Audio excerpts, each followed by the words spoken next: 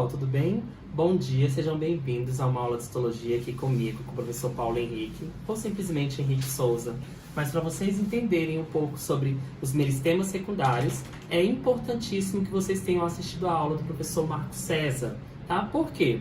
Porque para entender um pouco dos meristemas secundários, a sua origem e, consequentemente, sobre os tecidos secundários, que eu vou falar no nosso próximo vídeo, é importante que vocês tenham entendido a origem dos tecidos primários, certo? Entender os tecidos primários e as suas funções, para a gente poder comparar um pouquinho aqui com os meristemas e os tecidos secundários. Vamos lá! Na aula do professor Marco César, ele falou sobre a origem dos meristemas primários, né? Como é que esses meristemas surgem e quais são os tecidos que eles vão surgir.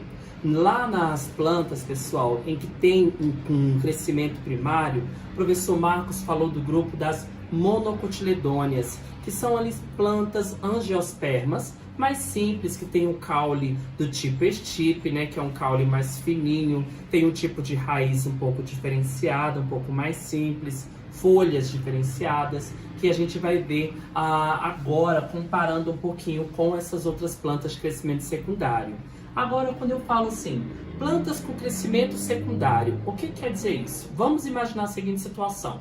Se eu quero que a minha planta cresça agora 20, 30, 40 metros de altura, se essa planta tiver só um crescimento primário, que é um crescimento em altura, o que vai acontecer com ela? Ela vai envergar, ela vai começar a envergar, ela não vai ter um crescimento lateral. E aí ela vai crescer tanto em altura, que ela não vai ter uma sustentação lateral. Então tem um problema aqui. Então vamos imaginar, por exemplo, ali quando você vai no Nordeste, quando você observa o coqueiro. O coqueiro ele tem um crescimento primário. Quando bate o vento, chega o coqueiro, fica assim, não é verdade? Ele fica ali na praia e tal. Ele enverga, mas ele não quebra, não é? Porque ele tem aquele crescimento primário. Mas aí quando você anda aqui pela cidade, você observa as árvores e tudo mais, você está pegando e observando, você vê aquelas plantas com um tronco bem grosso, com uma raiz grossa e tudo mais. Quando você observa aquilo ali, por que aquelas plantas não ficam envergando o tronco? Por que elas, quando bate o vento, não enverga tanto? Dependendo do vento, às vezes até derruba. Mas por que normalmente elas não se balançam tanto? Porque além do crescimento em altura, há um crescimento em espessura. Esse crescimento em espessura, nós vamos chamar de crescimento secundário. E esse crescimento secundário, ele vai ser encontrado, olha só, nas gimnospermas, tá bom? Nas gimnospermas e nas dicotiledôneas. Tudo bem? Que é um grupo lá das angiospermas. Só que é o seguinte, vocês viram com o professor Marcos que surge o meristema primário e o meristema primário forma o tecido primário. Aqui, pessoal, vai surgir o meristema secundário para formar um tecido secundário, ok? Então, vamos lá. Se uma planta ela tem um crescimento secundário, crescimento em espessura, é porque ela já teve um crescimento primário. Então, se eu pego uma planta com um crescimento secundário, ela teve o crescimento primário. Então, vamos olhar aqui. Esse aqui é um corte, tá? Um desenho bem simples de uma planta com crescimento primário. O que eu tenho? Eu tenho aqui, pessoal, uma epiderme de azul. Eu tenho nesse espaço em branco um parênquima cortical, que é um parênquima de preenchimento. E eu tenho aqui, ó, só para poder mostrar para vocês, esse ladinho aqui, ó, verde, é o floema, tá? Que é um tecido de condução de seiva elaborada, ele fica para fora. E esse aqui azulzinho, que é o xilema. Como se trata, nesse caso aqui, de uma planta de crescimento primário, eu vou dizer que esse floema e esse xilema, eles são primários. Lembra, como eles têm aqui uma origem no procâmbio, uma origem no meristema primário, então são tecidos primários. Mas vamos lá, vamos focar aqui numa coisa. Eu vou apagar aqui rapidinho, tá? Para vocês analisarem. Qualquer coisa, dá uma pausa aí, volta no vídeo. Vou apagar aqui essa parte do xilema. Vou apagar essa parte do floema. E vou apagar essa parte aqui do crescimento primário. Essas células aqui, ó, do parênquima cortical, que é essa parte que me interessa, eu vou pintar aqui, por exemplo, a de laranja. Tá? Vou pintar bem aqui.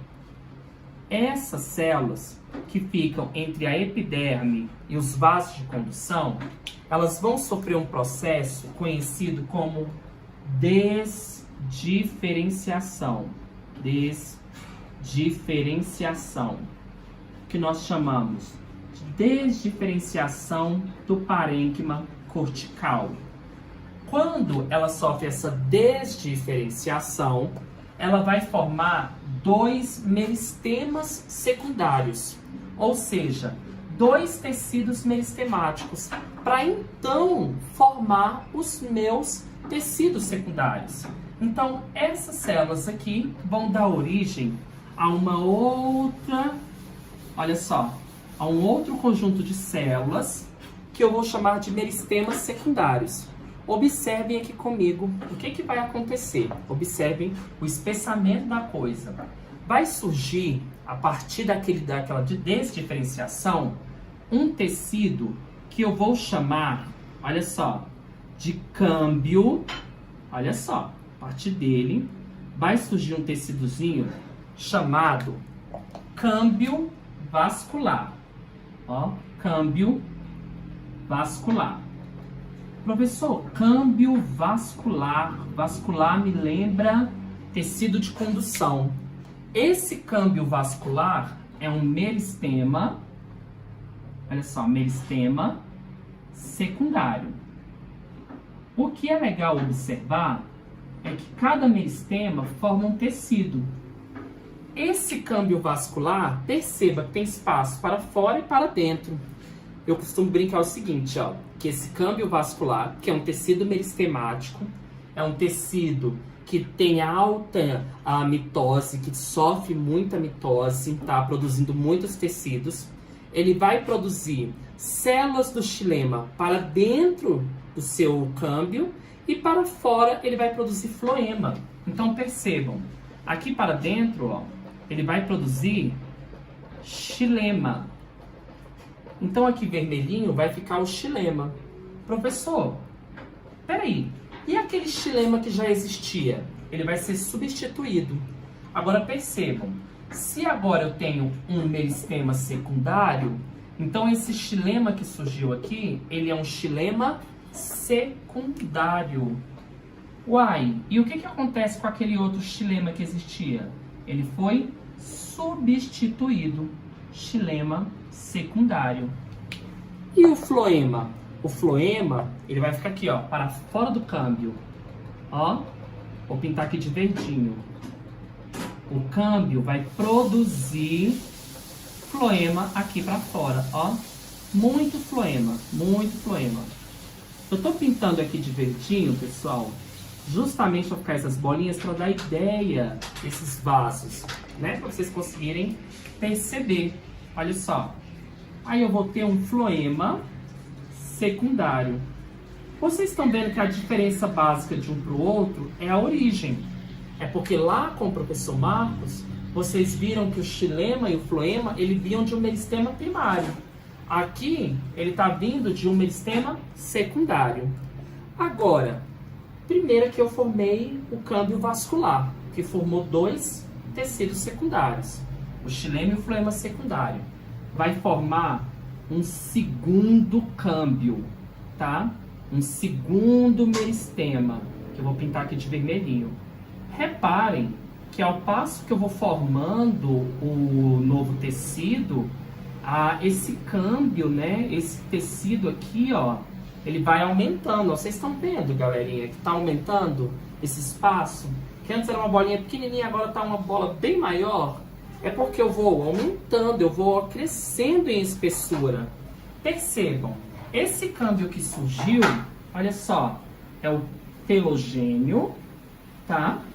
Telogênio ou câmbio da casca. Câmbio da casca. Telogênio ou câmbio da casca. Também é um meristema secundário. Olha só, telogênio ou câmbio da casca é um meristema secundário.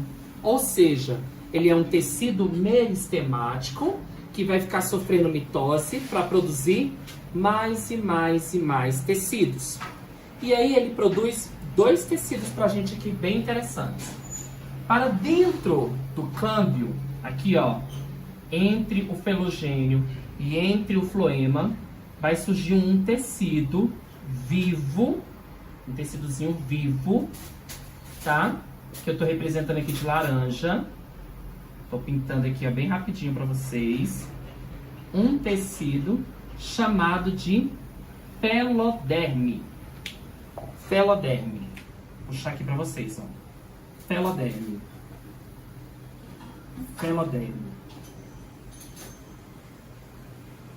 E aqui para fora vai surgir um outro tecido para fora do câmbio. Um tecido que vai ser impregnado de uma substância, galera, que vai matar as minhas células. Um tecido que ele acaba sendo morto, tá? Essa substância, ela vai impregnar as minhas células, vai impedir o metabolismo celular. Essa substância é chamada de suberina, tá? E esse tecido aqui, ele vai ser chamado, pessoal, de suber, tá? Esse tecido aqui que eu chamei ó, de suber. Suber. Agora reparem uma coisa. Felogênio ou câmbio da casca, que é esse vermelhinho bem aqui, ó. Que é esse vermelho aqui. Reparem uma coisa. O que vai formar a casca aqui da minha planta? O que vai formar? O suber, o câmbio da casca e a feloderme. Esses três aqui. Esses três juntos formam o que nós chamamos de periderme, que é um tecido vivo. Professor, mas o suber é morto. Sim, mas o câmbio da casca e a feloderme são tecidos vivos. E como é que eu vou regenerando isso aqui? Graças à presença do câmbio da casca.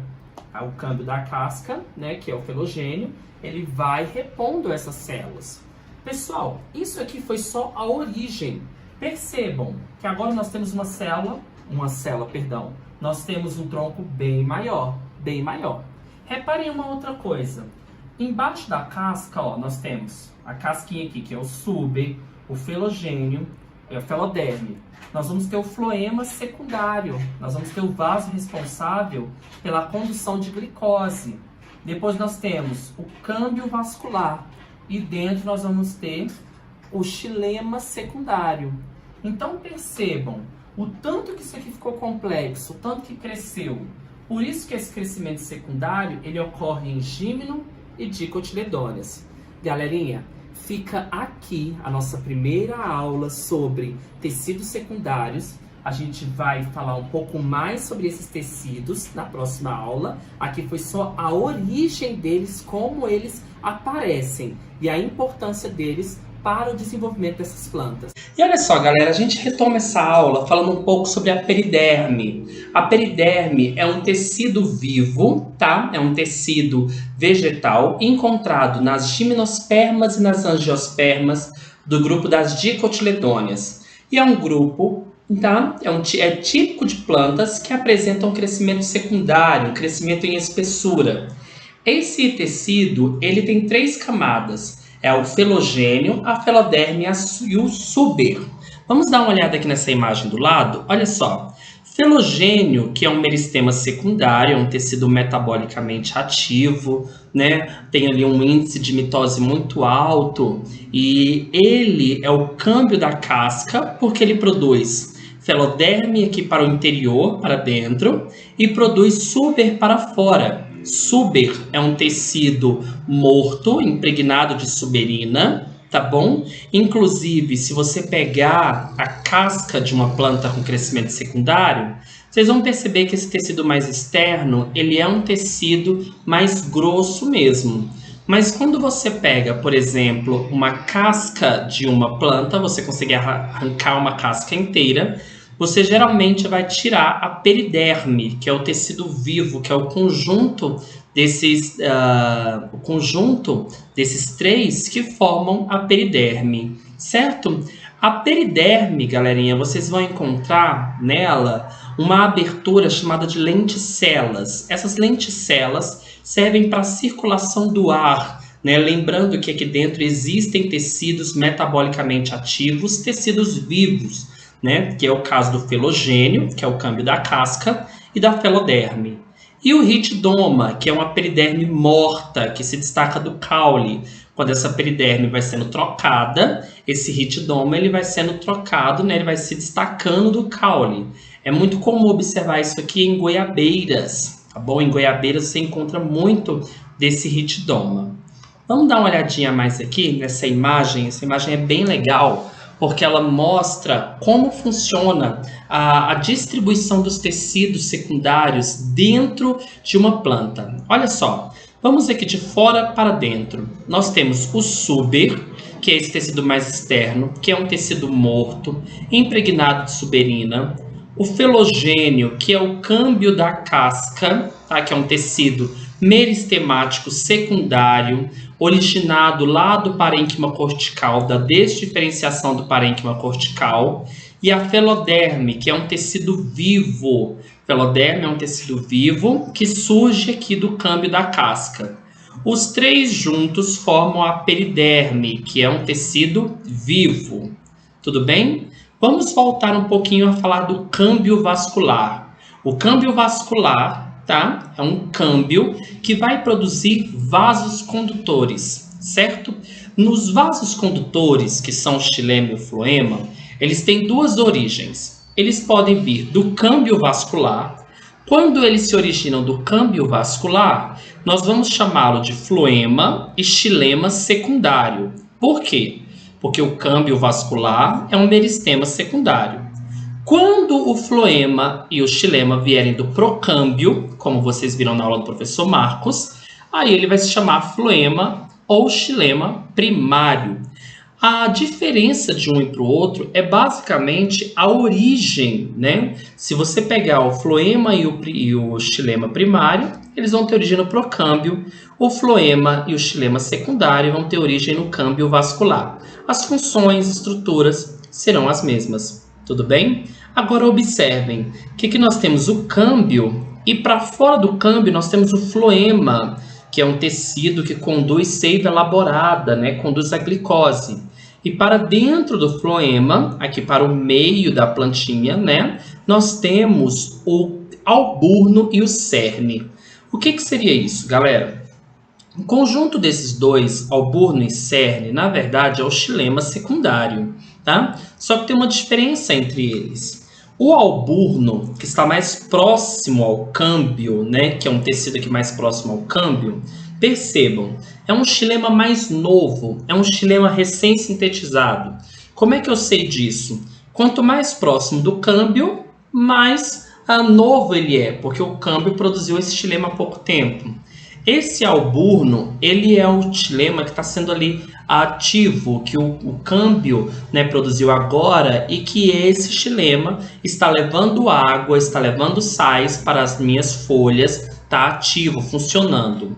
Esse cerne, que fica aqui no meio, que fica aqui no centro da minha planta, já é um xilema mais antigo, já é um vaso aqui, já é um tecido que já tem tanto tempo, que ele tem tanta lignina, que ele já nem transporta mais água e sais minerais. Então ele tem uma função aqui secundária, uma função que nós vamos falar que é mais de sustentação. Então ele fica mais aqui no meio. Por isso que quando vocês falam assim, olha, o cerne, né? O que é esse cerne? É o centro, é onde fica ali o meio desse xilema, onde a gente nem vai mais usá-lo, que geralmente ele não é mais metabolicamente ativo. O que é engraçado é que nós podemos usar esse termo em algumas redações, por exemplo. O cerne do problema, o cerne da questão, o cerne da discussão, porque esse cerne quer dizer o quê? O centro, né? Então, olha só a botânica aí ajudando mais uma vez até dentro da redação. Agora vamos dar um pulinho lá nas funções dos tecidos de condução. Quando a gente fala xilema ou lenho, por que lenho? Porque essa parte da lenha, essa parte dentro da madeira, né, essa parte pesada, quando você pega esses móveis de madeira, né, o pessoal fala assim, nossa, esse móvel aqui ó, tem anos que está aqui e a madeira está novinha. Por quê? Porque o pessoal pega essa parte do xilema, lá do lenho, lá do cerne, do centro, que é lignificada. Por quê? Porque essa parede celular tem tanta lignina que mata as minhas células. Tanto o xilema primário quanto secundário, as células são mortas, tá? São células mortas, cheias de lignina, sem núcleo, sem citoplasma ou organelas. E são dispostas em fileiras, formando tubos contínuos. Por esses tubos, a água e os sais minerais vão subir, elas são absorvidas pelas raízes e são levadas até a folha. Graças a essa lignina, né, que dá uma rigidez para o meu xilema, para as minhas células, acaba que o xilema também atua na sustentação da planta. Nas angiospermas, nós vamos encontrar essa célula aqui, ó, que tem um calibre bem grosso, tá? Tem uma abertura bem grossa, uma perfuração única, e ela é chamada de elemento de vaso. É ela que forma o xilema das angiospermas. Nas pteridófitas e nas gimnospermas, nós vamos ter uma célula com calibre menor, com várias perfurações, chamadas de traqueídes. Então a água vai passando por essas perfurações. Então o transporte em angiosperma é um pouco mais eficiente, certo? E é um tecido morto, porque as células elas são lignificadas. Elas são todas lignificadas, então não tem metabolismo. Tranquilinho? Professor, qual a diferença de xilema primário para xilema secundário? A origem. Se for originária do procâmbio, xilema primário. Se for originária do câmbio, xilema secundário. Ok? A função é a mesma. Agora, o floema ou líber, né, o vaso liberiano, perdão aí pela falha, é um tecido vivo em que a principal função, galerinha, é a condução da seiva elaborada. Quando a água e os sais minerais chegam até as folhas, ocorre o processo fotossintético, a formação, a produção de glicose, e essa glicose ela tem que ser distribuída para toda a planta. Ela tem que sair ali das folhas, ela tem que chegar nas raízes, ela tem que chegar no caule, ela tem que chegar em todas as partes da planta. Então nós vamos dizer que o floema, ao contrário do xilema, ele tem um fluxo bidirecional. Porque o xilema, ele tem um fluxo ascendente. Ele vai sair das raízes para as folhas. O floema não. Ele vai ter um fluxo por toda a minha planta. Porque eu preciso levar a glicose para toda a planta. Agora percebam, qual é o tipo celular que tem aqui dentro do floema? Elementos de tubo crivado. Nós vamos ter células que vão ter crivos, que vão ter buracos, espaços dentro aqui desse tecido. Só que dentro de gimnosperma e pteridófita vai receber o nome de célula crivada. Angiosperma é um tubo crivado. Esses elementos crivados, pessoal, tá? Tanto a das gimno, pteridófita e anjo, são anucleados, não tem núcleo, mas não são mortas. Por que não? Por que ela tem que ser anucleada? Porque tem que ter espaço para a glicose passar, para ter espaço para a glicose passar por dentro dessa célula. Só que em volta desses elementos crivados, tá? Em volta tanto da célula crivada quanto do tubo crivado, existem as células companheiras. Essas células companheiras são nucleadas, têm um metabolismo muito ativo e ela vai fornecer para as células crivadas, para os elementos crivados, todos os nutrientes importantes para manter o seu metabolismo, para manter a sua célula viva. Então, literalmente é uma célula companheira, porque ela acaba ajudando a manter a célula crivada e o tubo crivado vivos. Então, ao contrário do vaso xilema, o floema ele é um tecido vivo, enquanto que o xilema é um tecido morto. Então, floema, vivo, xilema é um tecido morto. Agora vamos voltar aqui nessa imagem, que ela é muito interessante. Por quê? Se você pegar aqui o suber, o filogênio e a feloderme, isso aqui forma a casca. Se você tirar a casca da planta, embaixo tem o floema. E esse floema, ele é um tecido que transporta justamente a glicose. Faço uma pergunta. Se eu tiro a casca e tiro junto o floema, eu posso impedir a passagem de glicose para uma parte da planta? Posso. E aí que vem a questão. Qual parte da planta eu posso possibilitar a passagem de glicose? Depende do meu objetivo. Por exemplo, eu posso fazer um anelamento. O anelamento é uma técnica em que eu faço o anel de Malpighi. O anel de Malpighi, eu faço um anel, pessoal, que é a retirada de um anel de casca efetuado no tronco, tá? Principalmente no tronco da planta. Vamos lá. Se eu venho aqui e faço um anel no tronco da minha árvore, tirando a casca e tirando o floema, o xilema permanece intacto, porque o xilema fica lá mais no centro, fica mais no cerne e ali no alburno, lembram-se? Então a água continua a subir, os sais minerais continuam a subir, então tem fotossíntese, produção de glicose e tudo mais. Quando a glicose vai voltar pelo floema, ela não passa aqui, ó, ela não chega até as raízes. Por que ela não chega até as raízes? Porque eu retirei o floema, porque eu retirei o tecido que faz essa condução. Então, se eu fizer um anelamento do tronco, eu posso matar a planta? Posso, tá? Então, o anelamento, ele pode levar à morte da planta? Pode. Mas, professor, o anelamento, ele sempre vai levar à morte da planta? Depende. Nós podemos fazer um anelamento total do tronco? Podemos. Mas podemos fazer um anelamento de um galho. Por exemplo, como assim? Imagine uma situação que nós temos um galho e na ponta do galho nós temos 5 pêssegos. Se você pegar e anelar só aquele galho com 5 pêssegos, aquele galho vai continuar a receber água, continuar a receber nutrientes, porque o xilema está intacto. Só que a glicose não vai voltar, porque você fez um anel naquele galho, você fez um anelamento. Então aquela glicose vai ficar retida naqueles pêssegos. Então eu posso usar a técnica do anelamento para reter mais glicose naqueles pêssegos. Desse modo, somente o galho que vai ficar comprometido. Posso perder o galho? Posso, mas não necessariamente vou levar à perda daquela planta. Então a técnica do anelamento ou do anel de Malpighi depende de onde eu faço. Eu posso levar à morte total da planta ou à morte de um tronco, tá? Ter a perda de um tronco. Então tem gente que faz o anelamento para poder matar a planta ou simplesmente para poder estimular o desenvolvimento de um fruto pela técnica do anel de Malpighi em alguns galhos.